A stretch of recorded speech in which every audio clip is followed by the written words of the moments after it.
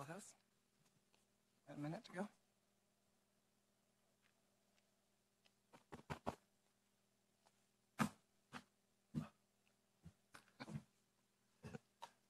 Good morning, ladies and gentlemen, and welcome to WADA's 2018 PyeongChang Games press conference.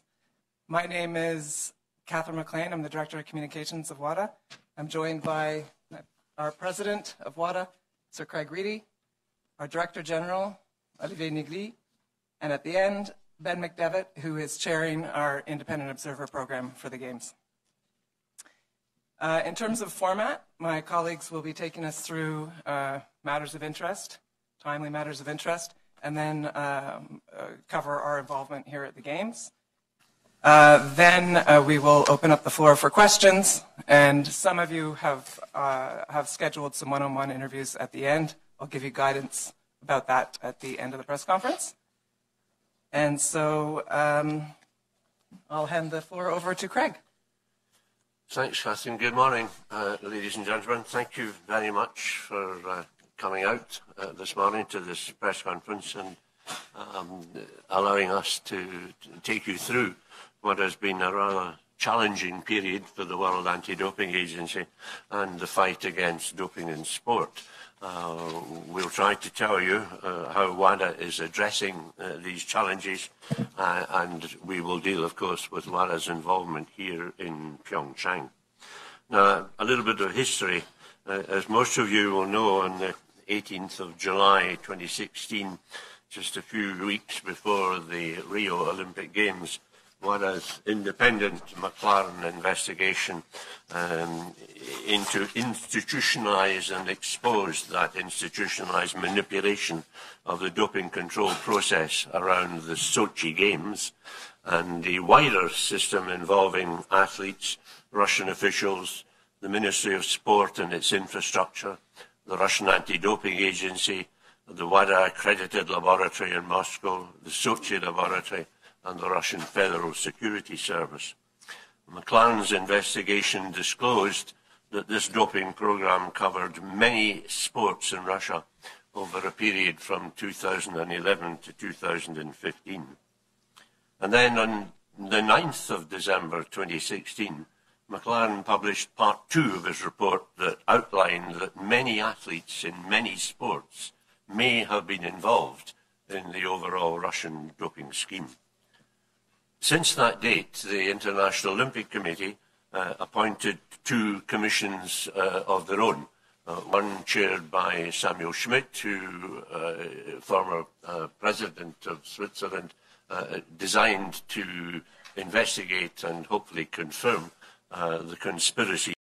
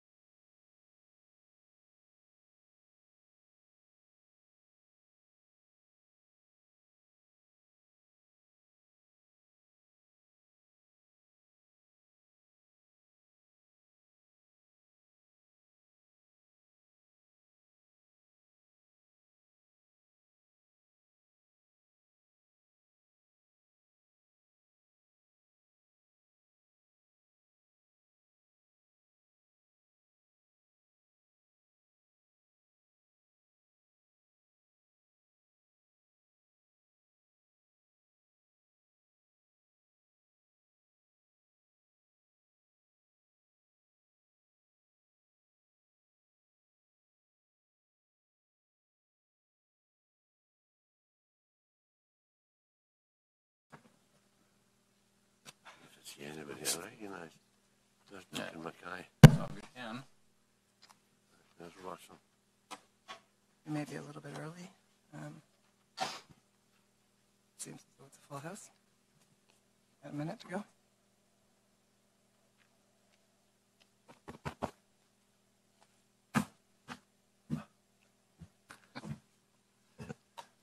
Good morning, ladies and gentlemen, and welcome to WADA's 2018 PyeongChang Games press conference. My name is Catherine McLean. I'm the Director of Communications of WADA. I'm joined by our President of WADA, Sir Craig Reedy, our Director General, Olivier Nigli, and at the end, Ben McDevitt, who is chairing our Independent Observer program for the Games. In terms of format, my colleagues will be taking us through matters of interest, timely matters of interest, and then cover our involvement here at the Games.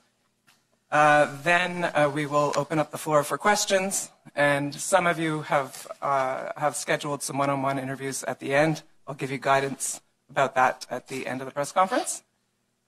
And so I'll hand the floor over to Craig. Thanks, Catherine. Good morning, ladies and gentlemen. Thank you very much for coming out this morning to this press conference and allowing us to take you through what has been a rather challenging period for the World Anti-Doping Agency and the fight against doping in sport. We'll try to tell you how WADA is addressing these challenges, and we will deal, of course, with WADA's involvement here in PyeongChang. Now, a little bit of history. As most of you will know, on the 18th of July 2016, just a few weeks before the Rio Olympic Games, WADA's independent McLaren investigation into institutionalised and exposed that institutionalised manipulation of the doping control process around the Sochi Games and the wider system involving athletes, Russian officials, the Ministry of Sport and its infrastructure, the Russian Anti-Doping Agency, the WADA accredited laboratory in Moscow, the Sochi laboratory, and the Russian Federal Security Service. McLaren's investigation disclosed that this doping program covered many sports in Russia over a period from 2011 to 2015. And then on the 9th of December 2016, McLaren published part 2 of his report that outlined that many athletes in many sports may have been involved in the overall Russian doping scheme.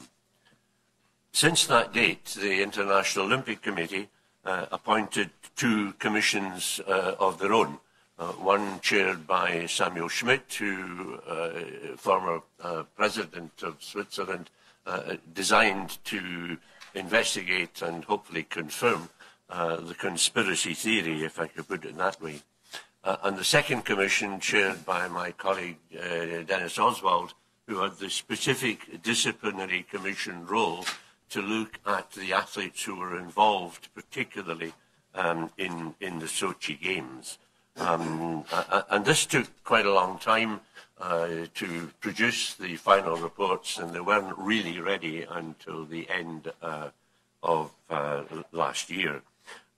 Part of that evidence was provided by WADA, which was the information from the Laboratory Information Management System from the Moscow Laboratory, which was of relevance to the Schmidt Commission.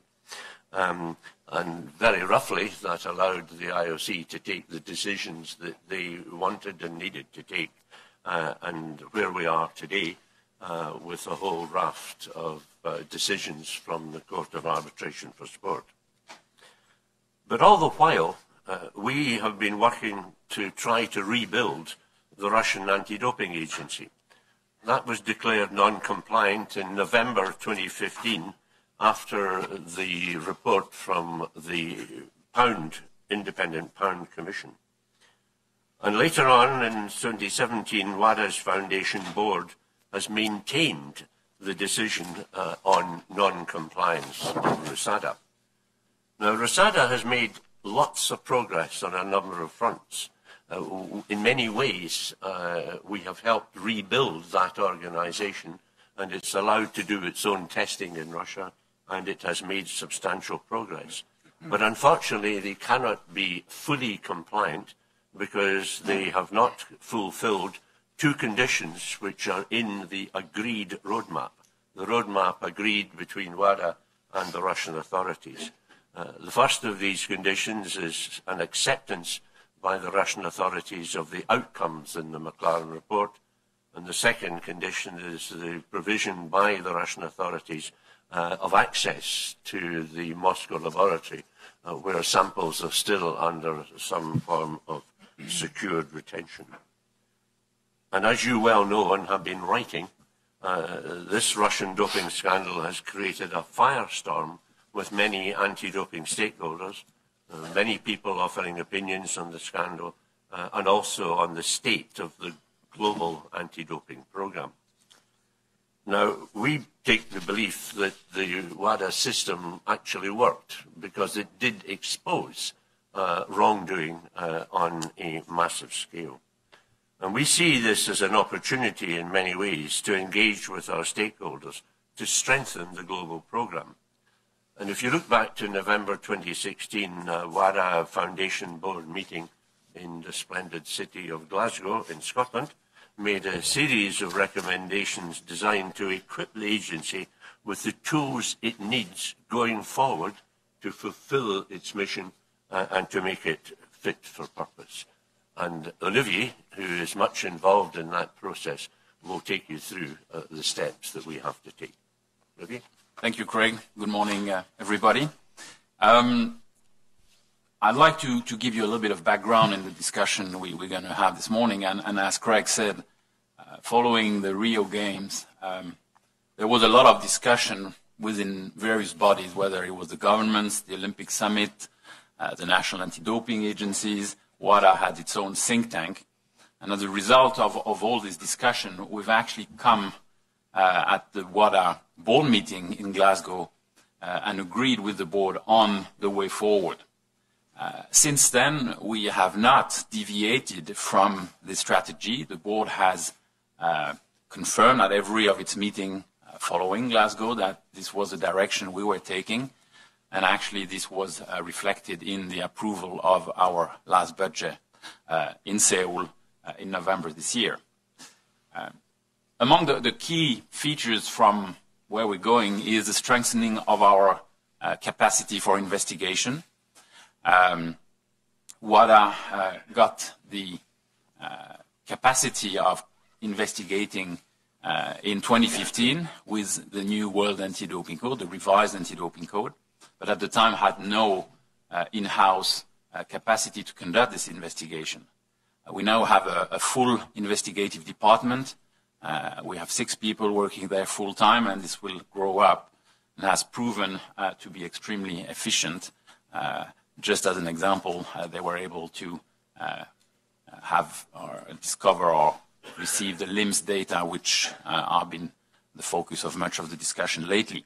We've also have implemented a whistleblower program called Speak Up almost a year from now, and this program has proven to be very successful, almost too successful, so that we need more people to deal with it. We've also developed and reinforced our compliance program. We have moved from dealing with compliance only checking what the rules were and that proper rules were in place to actually checking how the practice of this rule is being done. And this is key to bringing the level of anti-doping and the quality of anti-doping worldwide to a better level. This means we started with a questionnaire to map out the situation worldwide, and we now have a full audit program that is ongoing, which allows us to go and actually audit anti-doping organizations. The purpose of this program is primarily to help anti-doping organizations get to the level where we want them to be, because in the interest of every athlete in clean sport, the goal is to get better at anti-doping. But obviously, this program can also result if the progress are not made appropriately to declaration of non-compliance.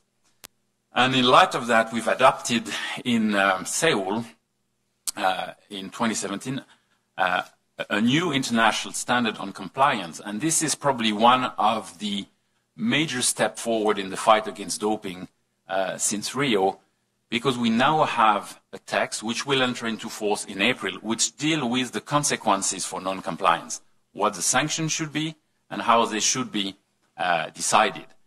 We were lacking that in the Russian story. This is now in place and will allow everybody to actually avoid a repetition of what we have seen.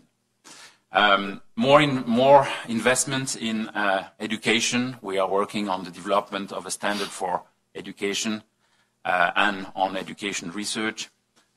We need to work globally to enhance anti-doping capacity. Some parts of the world have developed relatively sophisticated anti-doping program, but other parts of the world are not yet at that stage, and we need to help this part of the world to get where they need to be, because all the athletes then end up competing with each other, and it is important to help those who are in need. We want to invest more money into scientific research. This is extremely important to keep up with the development, whether it's the athletes' biological passports or other scientific knowledge. And all that obviously will require more funding. We think that currently the fight against doping, not just WADA, but the fight against doping is underfunded worldwide. And we are claiming and discussing with our governance partner at the moment on substantial increase in the investment for the fight. The last thing I'd like to tell you is that we are embarking into a revision of the World Anti-Doping Code, which we've done regularly since the creation of WADA. This will now be almost a 2-year process, which will be finalized at the next World Conference in Poland in November 2019 and to come into effect in 2021. So we'll have a process to look at where rules need to be improved, and we'll take into account also some of the features that we have lived through in the past months. I think I'll stop there to give you this overview. I'll be happy later to take questions, and I'll hand over to Ben, who's going to talk to you about the Independent Observer Program that he's chairing during these games. Well, thank you, Olivier, and it's a wonderful opportunity for me to be here, and I feel very privileged to have been appointed as chair of the Independent Observer mission for these games. There's a lot of firsts for me here. It's my first time in South Korea. It's my first time at a Winter Olympics. And it's the first time that I've made the transition from plus 35 to minus 20, which is an experience of its own. I'm very lucky to be working with a very professional team. They are very committed and very passionate about clean sport. And it's a team which is multinational, drawn from around the globe. It's multidisciplinary and it's multi-skilled. So I feel very proud to be part of this team. I think we all know that doping poses an ongoing threat to sport. It harms athletes, it destroys fair play and equitable competition, and it does irreparable damage to the reputation of sport. We all know the sporting industry is about an $800 billion industry annually, and we need to do everything we can to protect the integrity of that industry. Doping, as I said, is not going away. It's more sophisticated, it's more readily available, and it's harder to detect. So in order to address this ongoing threat, particularly at an event as important as this, significant resources from multiple agencies and multiple sources have been harnessed. The Pre-Games Task Force, which I'm sure you're all aware of, has already conducted almost 17,000 tests since April of last year across the 7 Olympic winter sports. Further testing, of course, will be carried out during the Games, and there is planning in place to carry out in the vicinity of about 2,500 urine and blood tests. The PyeongChang Organising Committee has developed a test distribution plan and has appointed doping control officers. The Doping-Free Sport Unit of the Global Association of International Sports Federations has reviewed the test distribution plan and has adapted it as required. Obviously, the IOC is ultimately responsible under the World Anti-Doping Code for the doping control of the Games. My job and the job of the independent observer team is to observe, to assess, and to report on the effectiveness of the anti-doping regime which has been put in place for the Games. To do this, of course, we evaluate the procedures and the protocols that are in place to ensure that they conform to the existing documented standards and rules, and where we can, we will provide real-time on-site advice and guidance. The IO team will observe all aspects of the doping control processes, from the test planning, athlete selection, through to the sample collection itself, the laboratory analysis, and the management of results. Ultimately, after the Games, the IO team will produce a report for WADA and for the IOC. And the aim of that report is to identify any opportunities for improvement, to acknowledge best practice where we see it, and ultimately to advance the fight against doping in sport. And I think for now I'll leave it at that and hand back to Craig.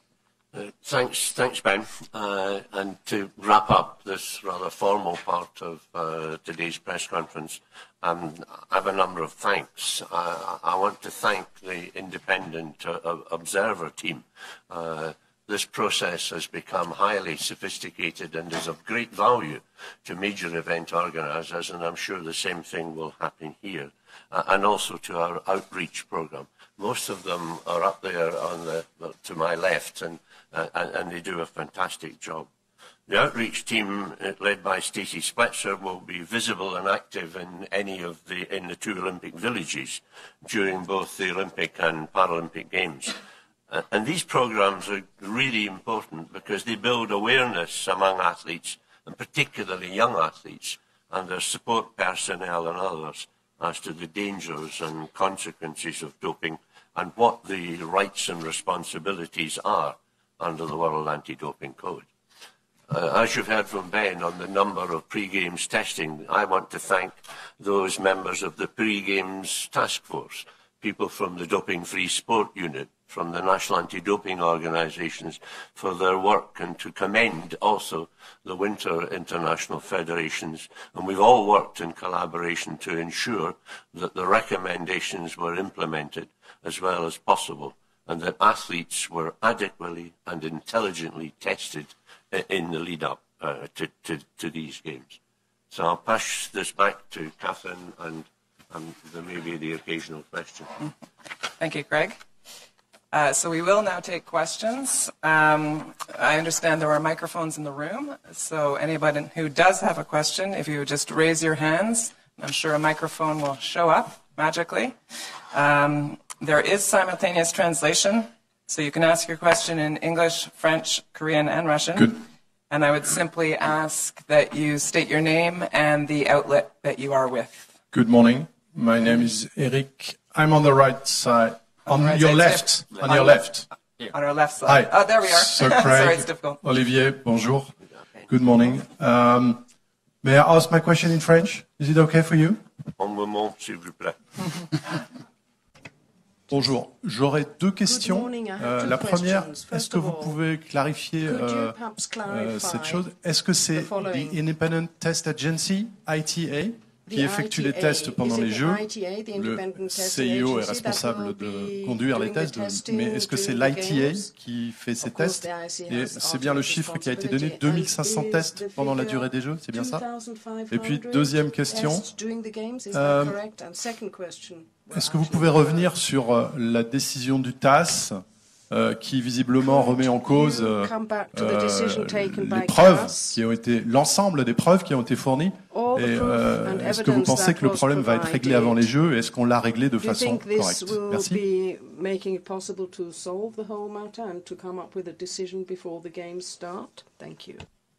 Okay. The ITA was established at the request of the IOC, initially to me at an Olympic summit some years ago. The thinking behind it is that the IOC wish to have testing run by an independent organisation and not run by themselves. But to have it established, they needed WADA's cooperation and assistance. And we did that over a period. We wrote the rules. We made sure that the IOC got the rules right. We logically and sensibly, I think, approved the board of the independent testing agency, and we have the right to attend their meetings with one non-voting observer. And the initial funding, I understand, will come from the IOC. Almost exactly as your question was asked at the IOC session, and the chairperson of the ITA, Valérie Fournion, the former French sports minister, answered quite clearly, this is a service organisation. It will provide doping services to international federations and in particular to major event organisers if they wish to use them. As far as we are concerned, it's fine. I hope they are efficient. They will be monitored under the World Anti-Doping Code. As we would with any other agency. The figure of 2,500, Ben, you might know how many are planned during the Games. Do you?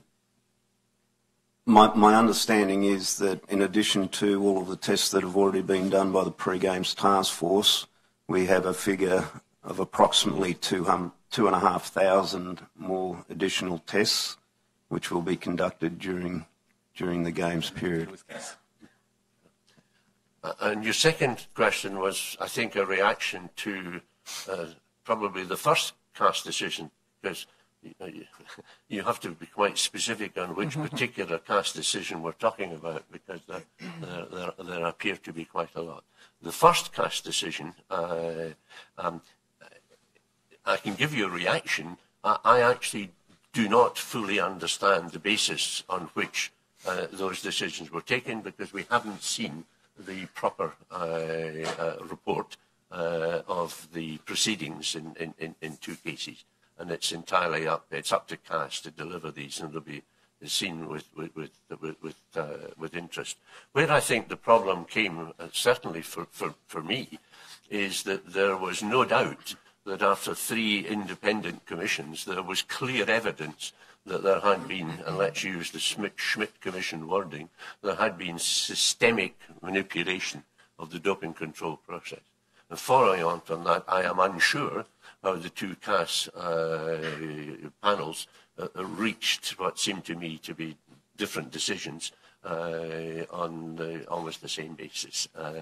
So we await that with interest. Equally, in some ways, that CAS decision is being appealed, day after day. That's where they are. Anything to add, Olivier? Non, peut-être juste pour préciser que Just to la décision specify, du TAS a quand même CAS ruling rejeté 11 des appels. simply On peut donc pas dire que les overturned, preuves ont été rejected rejetées dans leur 11 intégrité. Il appeals. faudra voir It la doesn't mean that motivation all the exacte de proof ces was décisions rejected. One pour still has voir to wait for the quelles preuves ont été motivated acceptées, reasons pourquoi. Donc, to see avant de which tirer of des the conclusions, je evidence pense qu'on was est obligé maintenant approved, which was d'attendre cette rejected. décision So we motivée are qui, nous all dit-on, waiting arrivera for this seulement à la fin decision du or mois the de février. motivated reasons, which we are told should reach us by the Next end question, of please. February. Please.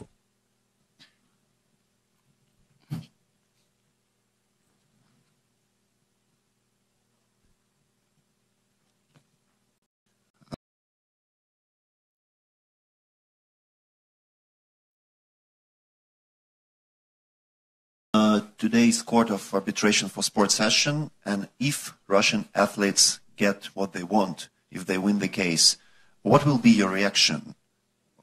Will you resign, maybe? Thank you.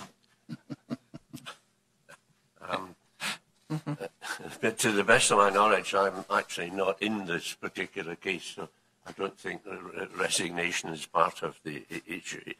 If the Court of Arbitration for Sport takes a decision which says that Russian athletes are entitled to take part, then that decision will have to be handled by those people who are responsible for it.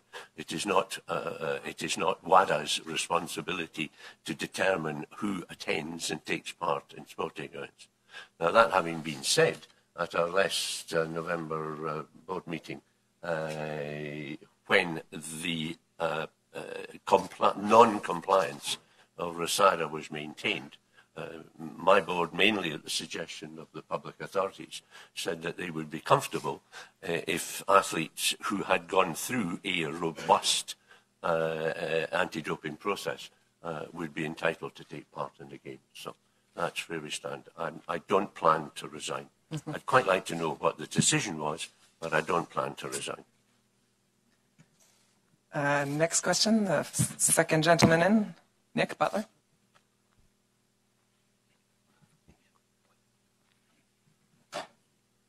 Nick Butler from Inside the Games. What was your view on the comments from your British IOC member colleague Adam Pengilly yesterday that the sporting legal system is no longer protecting clean athletes? Do you think some changes need to be made? And secondly, for Olivier, can you give an update on your investigation into possible doping allegations in China, which you began last year? Is there any progress here? Thank you. Well, my reaction to Adam's comments was actually dealt with quite formally by the International Olympic Committee, and it has been picked up by the President of the International Court of Arbitration for Sport, that if there have been difficulties with the judicial process at these games, then it will be reviewed by CAS and to see if the systems can be approved. And I would be supportive of that process. Well, on your second question, what I can tell you is that, as I mentioned earlier, we've set up an investigation department which works independently from within WADA. I know that there had been contact between that department and the lady's whistleblower who has made some allegation. These allegations and data seems to be dating many years ago, but they are discussing it, and we will probably have a discussion and an update on it at our next board meeting. I can't really tell you more because the work that they are doing is being done independently by them. Thank you. The gentleman in the first row. Olivia, Stephen Wade from the Associated Press. You mentioned, I think, what is the heart of the matter. You're underfunded. Can you explain how much money is your budget annually and what you think you need, and where does this money come from? And how are you going to get more to really do a serious job? Really good question. As the former treasurer, I like questions like that. Current budget is very roughly $30 million a year. Half of it is contributed by the governments of the world on a formula that they decide which country pays what. And that is then matched dollar for dollar by the International Olympic Committee. And it's very roughly 30 million. There are one or two small additional payments that we get if it comes to 30. Olivier and his team in the finance group and planning in Montreal looked at everything we've been asked to do. This is the process that's been working over the last 16 months, year and a half. And we've identified that to do what we are currently asked to do and to do it properly, we need to increase that budget roughly from 30 million to 45 million. So we need a 50% increase. The first step of that has already been approved, and that is in 2018 we're up by 8%. Now, I can remember years of beating my head against a brick wall trying to get governments to give me 1%, and we now get 8%, so clearly we're making progress. Thereafter, there should be, I hope, an additional 15%, followed by an additional 15%, followed by an additional 5%, and we will end up with 45 million. And the work on that has to be done, first of all, by the public authorities. You know, we cannot turn round to one half of our stakeholders and say, this is what you will pay us. We must justify what we need, and they will, and once that funding is in place from them, it'll then be matched by the IOC. So we are 50% underfunded in terms of what everybody wants us to do. So a sympathetic view from AP would be appreciated. Thank you. Please, in the blue shirt. Yeah. Right there's a microphone. Sorry. My name's Heather Hiscox from CBC Television. Further to Stephen's question, if you're indeed seeking additional funding from governments around the world, have any governments expressed reluctance, reticent to increase that, or indeed to stop funding because of concerns about the integrity of the system globally? Traditionally, getting any government to pay you more money is a very, very difficult job. Every government around the world seems to be hard up at any given time when we want to ask them for more money. Over the years, there has actually been clear understanding that this contribution is serious. My feeling at the moment is that after the last 18 months, there is an increased belief in governments that they should face up to their obligations as far as this is concerned. Clearly, the IOC understand and will face up to their obligations, and no government has come to us and said, no, we're not going to give you any money because of, quote, what happened. So from that point of view, I'm really rather encouraged. I'm hugely grateful to Francisco Riccibitti, my finance chairman, who can manage 8% easily when I struggled for years to get 1%. Gentlemen. Christoph Becker, Frankfurter Allgemeine Zeitung. Could you, Monsieur Nigli, maybe express your expectations on all those investigative evidence that has been turned over to the IFs? What do you expect them to do now, especially in the light of the CAS ruling last week, which might I don't know, give an incentive to one or two IFs not to pursue cases? Do you still believe they will pursue individual cases on the basis of this evidence that has been handed over? And second question, what is the status of the investigation by, as far as you know, by FIFA into the alleged doping cases of Russian footballers? Okay. Dealing with individual cases, we've said that from the beginning, requires a process where for each case there's a need to review what evidence are available. As I said before, I wouldn't want to speculate on the CAS decision before I read the full reasoning and to say whether or not this will influence what the IF is going to do. I think we've provided, as you say, in December, a number of further information to international federation, which were extracted from this LIMS data, which is the software that the Moscow laboratory was using to enter results of testing. More information are going to be provided to the federation in the coming weeks, because this is, you have to understand, a huge database. And as we are going deeper into it, we find more elements, and in particular, recently, a number of steroid profile, which are going to be handed over to the IF. Now, the process is that every IF is going to have to look what evidence are there from what we've given to them, from potentially other evidence they may have, from possible retesting they may conduct if there is stool sample. And then they will have to take a decision, and we will review every single decision and we'll decide whether or not we agree with that. And if we don't, we have a right of appeal to the Court of Arbitration for Sport. This is a process that's going to take some time. I think all of you, in particular, I know, would like results to come quickly, but it's going to take some time. But we will go to the bottom of it and we'll follow up. now will accept that there are legal requirements, which means that some of the cases can be prosecuted and others won't.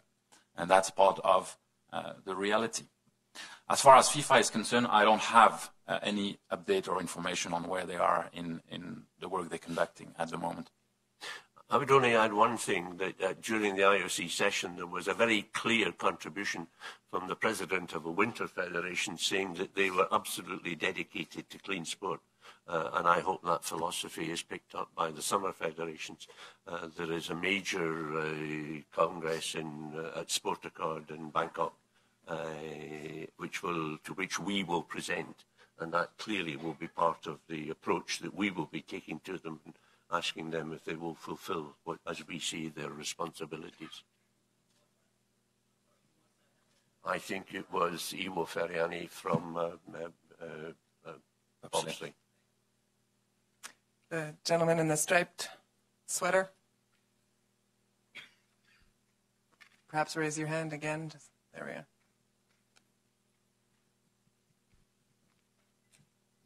Thank you. Question for Sir Craig.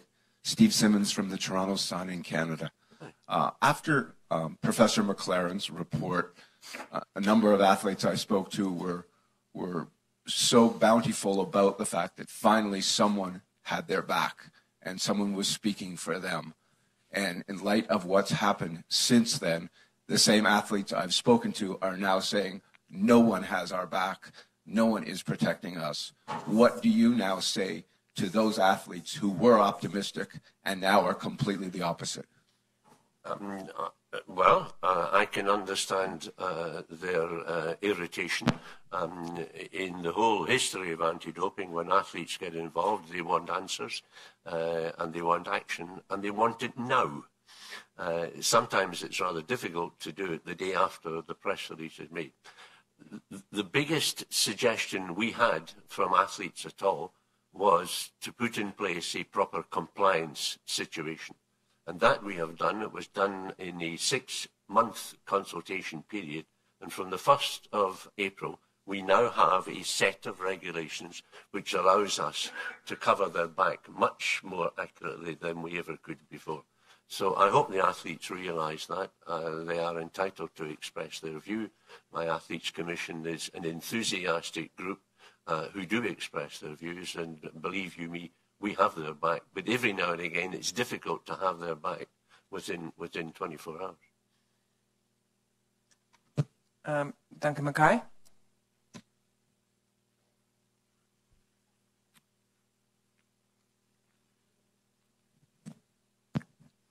Duncan Mackay, Inside the Games.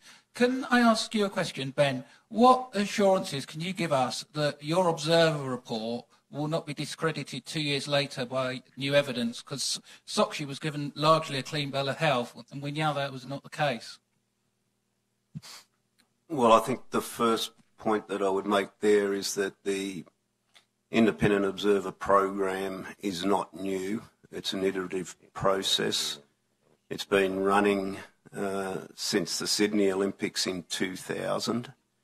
And I think it's fair to say that each iteration of these reports adds value to the anti-doping literature.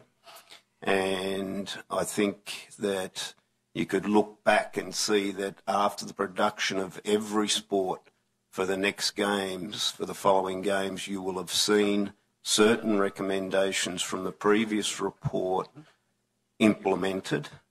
And we like to think that on each occasion we tend to strengthen and adopt new processes and protocols, which in effect will serve to target harden, if you like, the environment for the next games. And you will see some very specific measures. So I'm not going to go into all the detail, but for example, with the issues at the Sochi laboratory, some basic things that you will see this games that are different.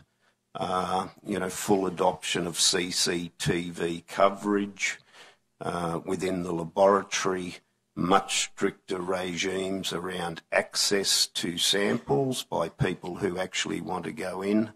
alarms which will go off if people are in particular rooms for longer than 5 minutes, very strict and robust security processes for access, significantly additional numbers of international observers working within the laboratory environment. So lots of physical measures that will actually make it far more difficult and tend to close some of the loopholes, for want of a better word, that may have contributed to previous breaches. So, can I guarantee everything is going to be wonderful and that we may miss things? No. Can I say that we will be extremely vigilant in observing every single part of the process, every element of the chain of custody of samples when they're taken and so on? Yes, absolutely. So all that we can do is our best in terms of ensuring an ongoing process of constant improvement. So many hands. Please. Alex Kiris, Советский Спорт. The question is to Ben. Here in PyeongChang, will you pay more attention to the athletes from Russia? Will you test them more often than athletes from other countries? Well, it's actually not a decision of the independent observer mission as to the athlete selection for testing.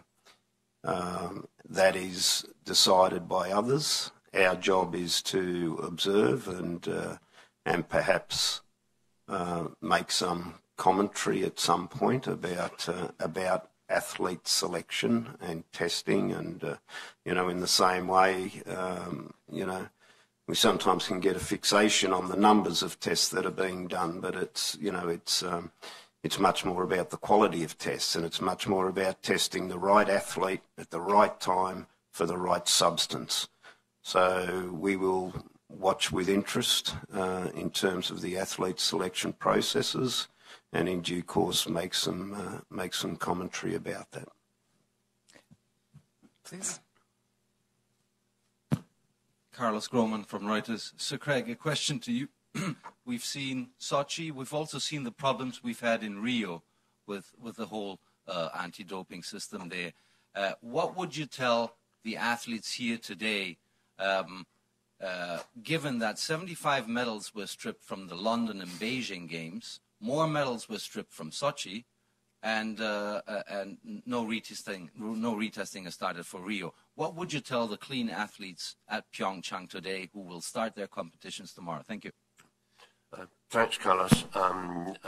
When you see the problems in Rio, I think from memory the problems in Rio were mainly pre-games. The laboratory in Rio was one of the most secure and efficient that I ever saw.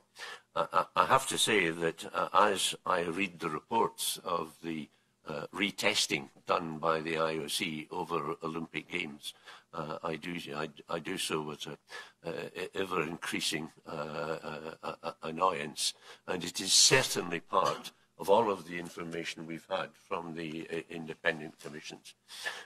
All I can say is that from our point of view, everything that we have been involved in, particularly in the pre-games testing, the very substantial pre-games testing before these games here in PyeongChang, I hope will give the athletes comfort that they are in a fair and honest competition. I have to be convinced that the Seoul laboratory, which will be doing an analysis, has been examined and is perfectly competent. So every effort has been made to provide a proper playing field for the athletes, and I hope more than anything else, as at the end of the games, that has been the case. Hi, Sapal. Eric Bernaude again, in English this time. It seems that many cyclists many cross-country skiers suffer from asthma. And they take a product called Sabultamol, like Chris Froome. Do you think Mr. Lapartien, head of the UCI, would like that Chris Froome doesn't take part to any race before his case has been cleared or decided? Do you think the WADA code should be reformed on this product, or the limit should be reviewed? What do you think, Sir Craig and Olivier? Well, I can tell you that I spoke only yesterday to the president of the UCI. We are aware that he and his anti-doping unit have a decision to take, and that's all I'm going to say. There is each year a detailed consultation process with people who wish to make comments on the quality and the amount of the prohibited list, and that is, I am sure, discussed. And I'll ask Olivier, who probably sits in on these meetings. Well, as you said, there is a pending case on this particular substance, which is prominent in the media currently, and I wouldn't want to make any comments on a pending case until we've solved that. The rule is pretty clear in the list. We have a process for the revision of the list every year, and you know, our scientists are engaged in that process. At that stage, I would stop there, and then we'll follow the outcome of this case. If we go, the man in the beige jacket behind. There we are.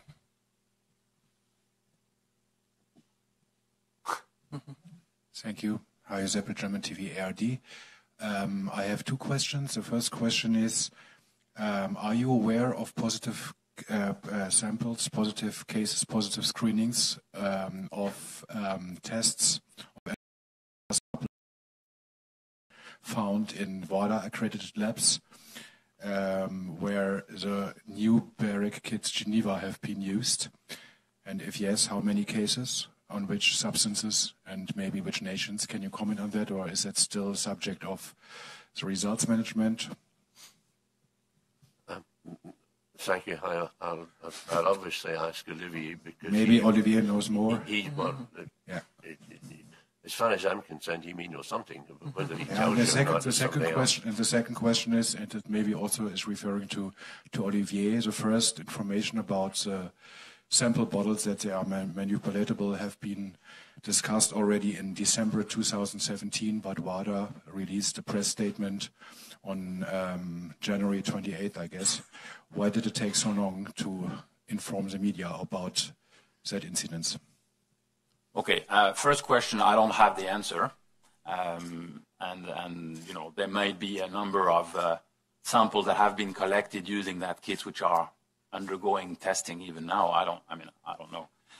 Well, I guess we will know the answer, but in a few times. And as far as I know, I mean, you're saying December, we have made clear in our press release that the first we heard about the information was actually, if I'm not mistaken, from the press release on January 19.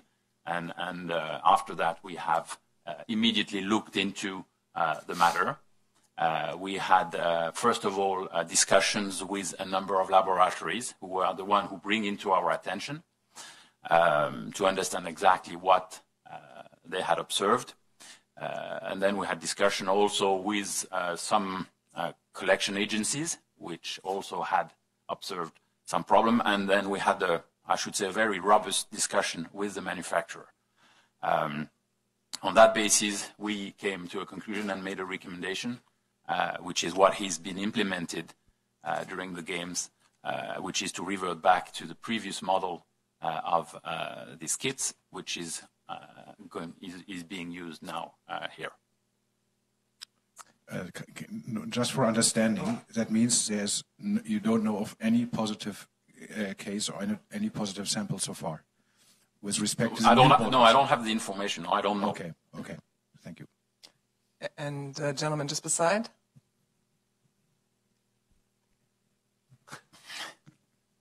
Ian Axon from Reuters Television. Two questions for Sir Craig. First of all, do you agree with the comments that Dick Pound made earlier this week that the IOC has failed to protect clean athletes? And secondly, if Russia are allowed back in with the CAS decision tonight, will it make a mockery of WADA and the McLaren report, despite the legal niceties, in the eyes of the public? Dick has very clear views. Dick was our founding president, and in the establishment of WADA, he was very effective at taking the fight, as it were, to those people who were questioning the establishment of a proper international regulatory agency. Dick is entitled to his views. I can understand why he may well be disappointed, because he chaired the first of the independent commissions, and to his regret, dealing only with track and field athletics, he wasn't able to produce further evidence, which was then realised by McLaren. And he's been a very big supporter of the McLaren report, was Richard McLaren was one of his two assistants in the first commission inquiry, and he's been a consistent has a consistent view that the organisation of which he is a senior member should perhaps have taken a different view. As far as I'm concerned, this whole situation has developed to such an extent that my personal views do not matter. What, from my point of view, matters is that WADA operates entirely to a process that it has agreed, and that is to try to obtain the compliance and the improvement of the Russian anti-doping agency. The best thing we can do for clean sport is to make sure that there is a really effective anti-doping agency in Russia. And as far as your second question is concerned with the CAS cases which are underway as we speak, when hopefully there will be a result either tonight or tomorrow morning, yet again, the IOC, who are responsible for who takes part in the Olympic Games, will, I am sure, take the responsibilities very seriously and take the appropriate decision. Personally, I will not get involved in telling you whether I think that decision is right or wrong.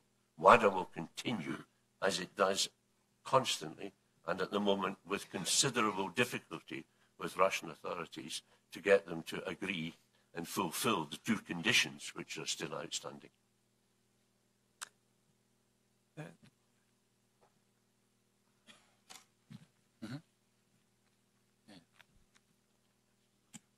Thank you. Wakako Yuki from Yomiuri Shimbun. Sir Craig, two questions. As WADA president as well as IOC member, if I may, in relation to the previous one. When the IOC consider perhaps partially or fully lifting the sanction of ROC toward the end of this Olympic Games, would you like to see the IOC consider at least WADA's position regarding compliance on RUSADA, as well as the acknowledgement from Russian side authority on McLaren report? Second part, the first, as you say, CAS ruling came out on February the 1st. It seems even on a shorter version, we see leaning onto direct evidences instead of indirect evidence. Would you explain to us in a term how indirect evidence is important today's anti-doping fight, as well as how it is key, especially in finding fraud in the systemic situation? Yes, Olivier could do. Thank you. Okay, Wakako. I'll take the first question, and I'll maybe ask Olivier on the evidence question in cases, but he's more up to date on that. The IOC have been very supportive of our efforts to make the Russian anti-doping agency compliant. The IOC understood very clearly that if we could achieve that before the PyeongChang Games, from their point of view, that would have been really good news. So there is sympathy from the IOC in what we're trying to do. As recently as, I'm not even sure what day it is today, but a few days ago, I met with senior Russian officials on that very issue in Lausanne, assisted by the IOC in that process. You know, we are together on that. If you're also going on to the potential of a sanction, a further sanction, or completion of the sanction on the Russian Olympic Committee, clearly what has happened at these games will affect the IOC's view. I am saddened by the fact that, you know, we are in CAS all day, every day, dealing with these issues. And it's up to the IOC to decide whether this is within the letter or spirit of the conditions that they have imposed before they consider further changes to the status of the Russian Olympic Committee. But we tend to be pretty together on the compliance issue. Evidence, Olivier? Yeah. Let me start to answer your question by saying that we are in a situation, in particular in this Russian case, but in general terms in investigation, where you're not facing the classic A and B sample with a clear result, and where the only debate is about science, if any. We are, for Russia, for example, in a situation where we're facing a system which the entire purpose was, in fact, to avoid the detection of positive cases and the suppression of evidence. So there's no surprise that at the end of the day, you know, that you don't have all this evidence or all the evidence you would like on the table. And I should add to that that there was no cooperation from Russia on trying to help getting some more evidence. The only evidence that have been that are on the table are those that were provided by whistleblower or provided through some forensic retesting of bottles and so on. But of course, for many athletes, in terms of individual proof, there was no more samples. I mean, remember that the lab destroyed thousands of samples before the WADA inspector came to Moscow and so on. So no surprise that you don't have all the evidence you would like. And in that context, you would hope that any panel would look at the evidence available in the context of the problem. And as is described in the McLaren report, and all, to make a rope, you need a number of strings, and when you put them together, you actually get the rope. So the indirect evidence, as you say, are very important, because in many cases in investigation, you're going to get a number of different pieces of the puzzle that you can put together to get the clear picture. And we would hope that this has been looked at very carefully by panels of arbitrators when they take decision. Any other questions? Gentleman up high.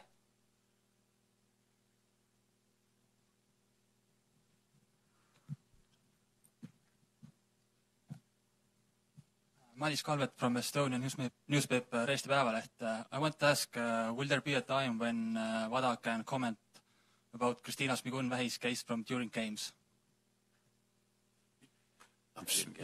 I didn't quite catch you. Comment on? Comment on Kristiina Šmigun-Vähi's case from during games. Šmigun case. Which one? Šmigund. I don't know the name. Kristiina Šmigun-Vähi. Olivier, I think, knows. So. Yeah, but I don't think we want to comment at that stage on this case. I mean, it's not a case where WADA was involved. It's about retesting and the IOC.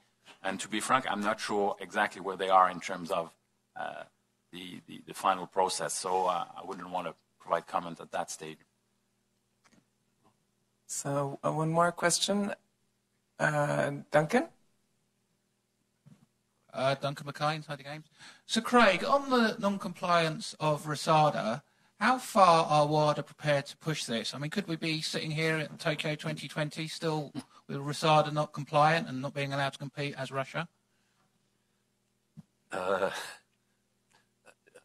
hope not, Duncan, clearly. But having declared them non-compliant in November 2015, we have to cross this bridge at some stage, and we will continue to adhere to the roadmap which we agreed with Russian officials, which includes the two conditions that they haven't fulfilled. My wish is that when the dust settles after this whole exercise here in PyeongChang, that maybe within the next few months, wiser counsel will apply in Russia, and we can actually do that.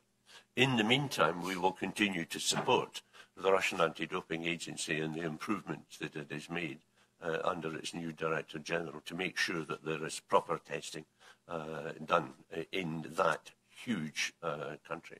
But I hope that this will not continue long term. And Alex Capstick, there's one bonus question. Thank you. Alex Capstick, BBC. There's been a lot of concern in the past about the fact that whistleblowers haven't been given enough support, that sometimes their complaints haven't been taken seriously enough. Can you now guarantee that they will be, all whistleblowers will be protected? Well, within our capability, the answer is yes. We have a very careful system in Montreal, run by our investigations and intelligence department and run separately. So all I know, Alex, is that we have had somewhere over 200 contributions from whistleblowers. I don't know who they are, I don't know what they said, because that is kept entirely confidential, and that process is even subject to outside independent supervision.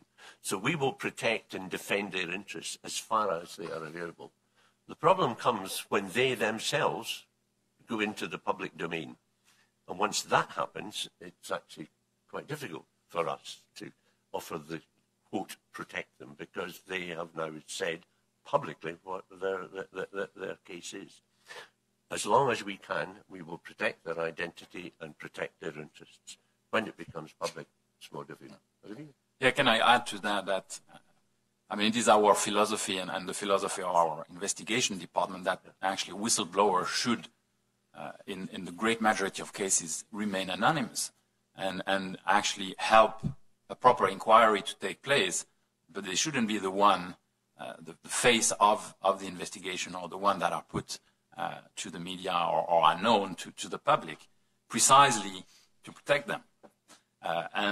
We are currently in Montreal negotiating with the Canadian governments to actually get some immunity so that we can even guarantee to whistleblowers that we would not have to reveal their identity, even if a case was going on and we would have a request to produce documents.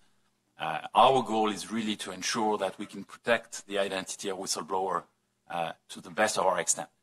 If the whistleblower, and it will be always his decision, because we will never ask a whistleblower to become public, but if a whistleblower decides to become public, then it is the choice of the individual. And WADA nor any anti-doping organization can protect then someone who has then come into the public. We're not equipped for that, and only law enforcement has these capabilities.